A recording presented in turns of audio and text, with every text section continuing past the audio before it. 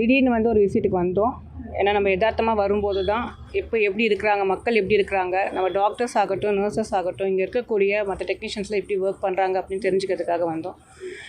ஒரு 85% I'm satisfied with இவங்க what they do. நல்லா இருக்குங்க, நல்லா பண்ணிகிட்ருக்காங்க, பார்த்துட்ருக்காங்க. சில இடத்துல வந்து மேன் பவர் இல்லை அப்படிங்கிற மாதிரி சொல்கிறாங்க. ஸோ அதையும் நாங்கள் வந்து நோட் டவுன் பண்ணியிருக்கோம். எவ்வளோ ஸ்பீடாக அவங்களுக்கு அந்த வேக்கன்ஸை ஃபில் பண்ணி கொடுக்கறதுக்குமே இந்த மேன் பவர் நம்ம சரி பண்ணி கொடுக்கறதுக்கு கொஞ்சம் ஸ்பீட் பண்ணால் நல்லாயிருக்கும் அப்படின்னு சொல்லிட்டு. இன்னொரு கம்ப்ளைண்ட் அப்படின்னு பார்த்தீங்கன்னா மெயினாக வந்து இந்த டாக் பைட்ஸ் ஜாஸ்தி இருக்குது, அதுக்காக வந்து எமர்ஜென்சிக்கு வராங்கன்னு சொல்லிட்டு நிறைய பேர் சொல்கிறாங்க.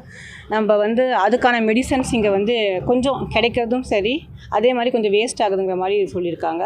நம்ம அதை இன்ஸ்டெட் ஆஃப் நம்ம வந்து இந்த ரீஃபில்லிங் மெடிசன்ஸ் அப்படிங்கிறத விட டாக் பைட்ஸை எந்த அளவுக்கு நம்ம மேனேஜ் பண்ணலாம், ரொம்ப கண்ட்ரோல் பண்ணலாம் அப்படிங்கிறதுக்கு வந்து என்ன நெசசரி ஸ்டெப்ஸோ அந்த ஸ்டெப்ஸ் எடுக்கலாம் அப்படின்ட்டு இருக்கோங்க.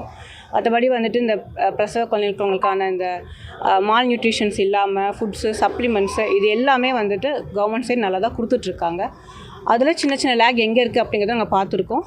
அது கண்டிப்பாக வந்துட்டு இந்த நாளடைவில் நம்மளுக்கு சரி பண்ணி கொடுக்கலான்ட்டு இருக்கோம். எக்யூப்மெண்ட் வைஸ் ஏதாச்சும் தேவைகள் கேட்டிருக்காங்க? இங்கே இல்லைங்க, எக்யூப்மெண்ட் வைஸ் எதுவும் கேட்கல. லெபார்ட்டரியில் வந்து சில டெஸ்ட் வந்து ஜிஹெச்சுக்கு அனுப்புகிற மாதிரி இருக்குது. பட் அது வந்து ஃப்ரீக்வெண்ட் தேவைகள் இங்கே கிடையாது, இங்கே தேவை இல்லை அப்படிங்கிற மாதிரினால ஜிஹெச்சுக்கு அனுப்புறதே வந்து போதுமானது அப்படின்னு சொல்லியிருக்காங்க.